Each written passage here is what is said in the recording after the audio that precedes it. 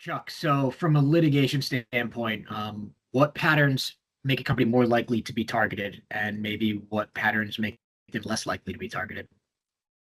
Well, I don't know if certain companies are being targeted more than others. There are a number of plaintiffs firms in this ADA area throughout the country that are pretty actively, either their clients, their experts, going on businesses' websites of all sizes and shapes and just checking to see if they're, compliant with the industry standards for website accessibility.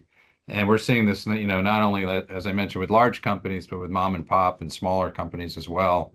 I will say, in my experience, sometimes websites that are what I would say are a little busier, they might have like carousel, photos going across, changing rather quickly.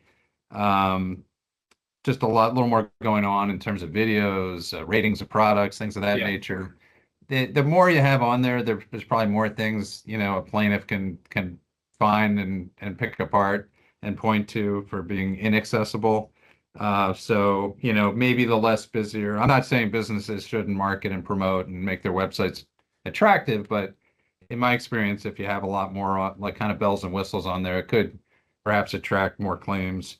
Um, and then I've actually seen, Jake, that certain websites that have, I think, what's been referred to as a widget or an overlay or an add-on on the site, those tend to be cheaper, easier to install tools that purportedly help with accessibility. But in my experience, the blind community, the individuals using screen readers, claim that those are not good solutions and actually make things worse. And I have seen here and there that some websites that have those on them actually seem to be becoming more of a target for some of these plaintiffs firms that are bringing these lawsuits and claims.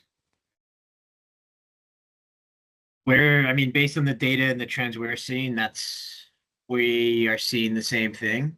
And it's funny going back to something you said about kind of like having a website that represents your company, your brand, your identity.